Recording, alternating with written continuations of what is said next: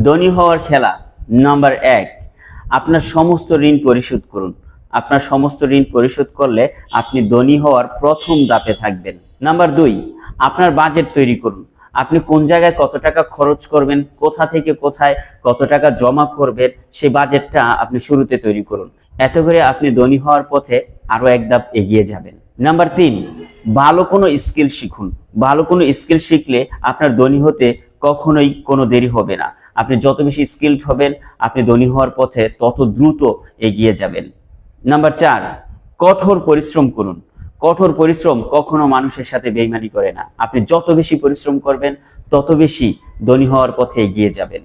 Number 5, টাকা জমান, টাকার মূল্য বুঝুন। আপনি দৈনিক টাকা জমান, দৈনিক না হলে সপ্তাহে একবার হলেও টাকা জমান এবং টাকার মূল্য বুঝুন। টাকা যে কত মূল্যবান, আপনার কত দরকার হতে পারে জীবনে টাকা, সেটার মূল্যটা আপনি উপলব্ধি করুন। নাম্বার 6, টাকা ইনভেস্ট করুন।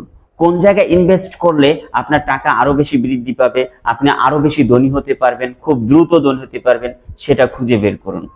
নাম্বার 7, যে কোনো একটা ব্যবসা শুরু করুন। মনে রাখবেন, ব্যবসায় মানুষকে দ্রুত ধনী করতে পারে, সুতরাং ব্যবসার বিকল্প কিছু হতে পারে না।